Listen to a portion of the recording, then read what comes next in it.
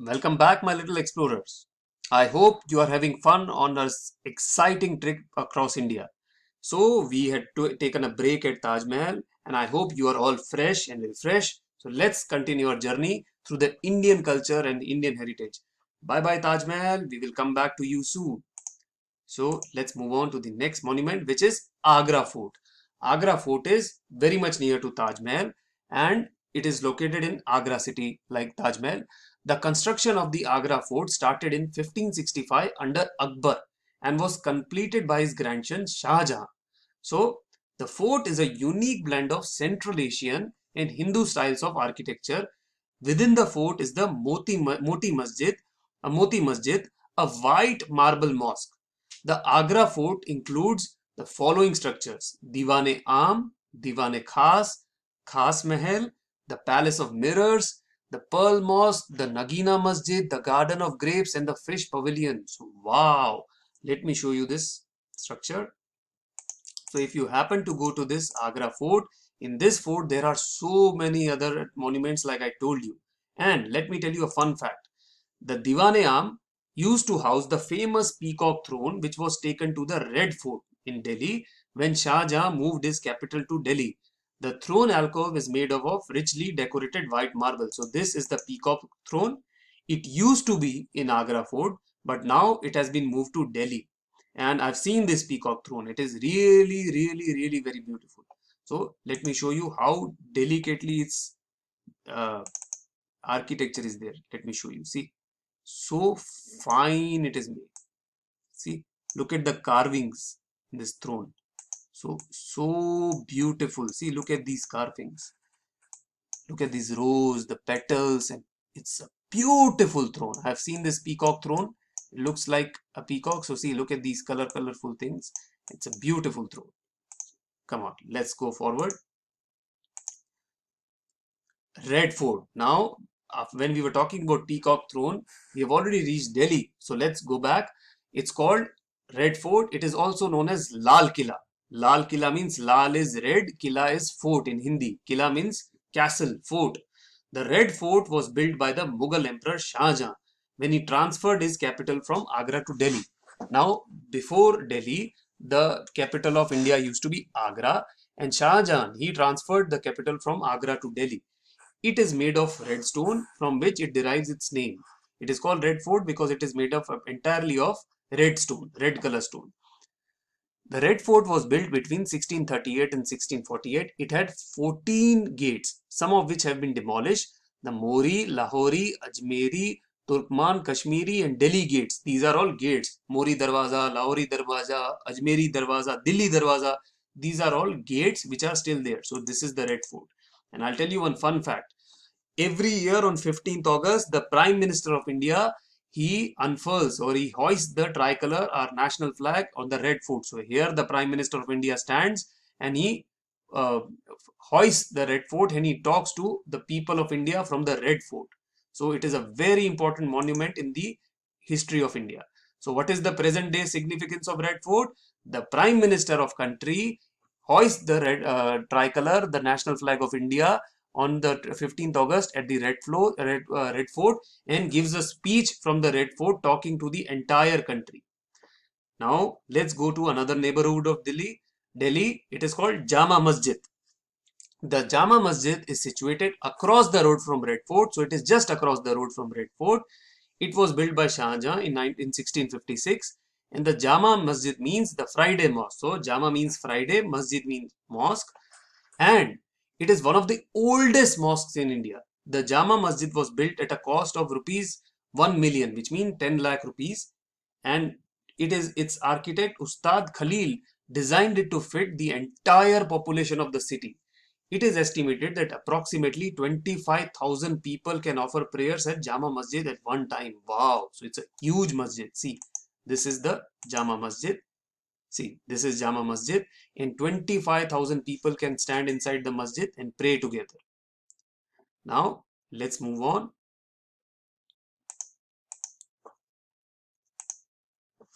Meenakshi Temple. The city of Madurai in Tamil Nadu is built around the Meenakshi Sundareshwar Temple. The temple was built by the Nayak dynasty in the 16th century. and is dedicated to goddess Meenakshi. It is one of the greatest Shiva temples in India. The temple architecture draws inspiration from the Dravidian era, which with richly carved pillars as well as gopurams. Gopurams means enormous gateways, and mandapams, halls with many pillars. So this is the Meenakshi temple. See, it has many gates and many halls. It's a beautiful temple made for Lord Shiva. And the Chitrai festival is held in April or May month, when the celestial marriage of Meenakshi is the other name for goddess Parvati. Parvati is the wife of Shiva, and Sundareshwar, an incarnation of Parvati's husband Shiva, is celebrated. So when Shiv and Parvati, they got married in April or May, so Chitrai festival is held, and this celebration draws crowds from all over the country. Now, let me take you to one of my most favorite and stunning monuments. This is called the Golden Temple. First, let me show you. It's a beautiful, beautiful, beautiful monument. And it is so peaceful that I love this place. So, the Golden Temple, or the Har Mandir Sahib. Why it is called Har Mandir? Hari means God, Mandir means home. So, this temple is called the home of the God, Har Mandir Sahib. Now, why we call it Sahib? Let me tell you a fun fact. All the Gurdwaras, we don't call them Har Mandir or this Gurdwara or this Gurdwara. We call all Gurdwara Sahib. For example, if you ever see any Gurdwara, you will say Har Mandir Sahib. Or if you see a Gurdwara in Ahmedabad, whatever is the name of the Gurdwara, it will be this Sahib. Or in your city also, there must be a Gurdwara, it is called Sahib. So Gurdwara is called with respect, and it is called Sahib. This is the culture of Sikh religion. So it was built in the lifetime of Guru Ramdas ji, the fourth Guru of Sikh community. Amritsar is named after the Amrita Sarovar, or pool of nectar, a sacred pond around a tank around the temple. So there is this huge Sarovar which is surrounding the temple. Let me show you. It's a beautiful Sarovar. See, the temple is located, this golden temple is located in the middle of this huge Sarovar, and this whole city, the city of Amritsar, is named after this Sarovar. Amrit means, means nectar. Okay, so if you drink, it is believed that if you drink Amrit, you will be living forever. A sacred tank around the temple. It was in 1802 that Maharaja Ranjit Singh gilded. Gilded means when you put a golden golden layer on top of anything, it is called gilding. So gilded the roof of the temple. A white marble bridge leads to the temple. The entrance on all four sides signifies the temple is open to all. So this temple has entrance from all four sides, and this is the white marble bridge. So this bridge, it leads to the temple and it is open for all. So see, there are four entrances. 1, 2, 3, 4. So you can come to this temple from all four sides. That means people from all religion are welcome in this temple. You don't have to be just Sikh. Like I am a Hindu, but I also went and prayed in this temple. Then Sanchi Stoop. Sanchi Stoop is located, some people also called it Sanchi Stupa, but in Hindi it is called Sanchi Stoop. So the Sanchi Stoop is located north of Bhopal in the state of Madhya Pradesh. Ashoka, the Mauryan emperor, set up a Buddhist monastery and religious center in Sanchi. The stoop is a large semicircular dome containing a central chamber in which the relics of Buddha were placed. So to me it looks a little bit like an igloo. So see, this is the Sanchi Stoop. It is a dome shaped structure. Gateway of India. I'm sure you must have heard about this monument. Let me show you. So this monument, first of all, let me clarify, this monument should not be confused with India Gate. India Gate is in New Delhi. Gateway of India is in Mumbai. So the Gateway of India in Mumbai overlooks the Arabian Sea. It was designed by the architect George Whittet to commemorate the visit of King George V and Queen Mary in 1911. So when King George V and Queen Mary, they visited India, so they came by ship and they landed on this harbor. So this gateway was built to welcome them. It is a huge gate. Like even now in weddings, you must have seen that people put artificial gates, but this is a huge gate which was built to welcome the king and queen. The architecture used the popular Indo-Saracenic style, a combination of the British, Mughal and Rajput styles of architecture. It was inaugurated on the 4th December 1924 by the Viceroy, the Earl of Reading. So The Gateway of India was the symbol of welcome that anyone sailing into Bombay Harbour first spotted. But after independence, it became a gesture of farewell as the last British regiment made their last exit from India from this very point. So what this means is that earlier, whenever some people see, you can see boats coming here, launches coming here. So whenever somebody used to come to India from England, they used to park their boat. They used to uh, park their boat over here, and they used to come from this gateway. So it was seen as a sign of welcome. Now, when India gained independence from Britishers, the Britishers exited India from Gateway of India just as a symbolic gesture. So it has this significance history also, that it is also known as a farewell gate for the Britishers. So this is a beautiful gateway. Again, do not confuse this with the India Gate. Now, not only temples, monuments, cities, our country has lot of rich heritage in paintings. So, Indian paintings are diverse, historic and unique. They represent the cultural heritage and diversity that India stands for. These can be seen in the murals or wall paintings of the Ajanta and Ellora caves in Maharashtra, the miniature paintings of Kangra, and the Buddhist palm leaf manuscripts. So, first let me show you a cave painting at Ajanta. Look at this.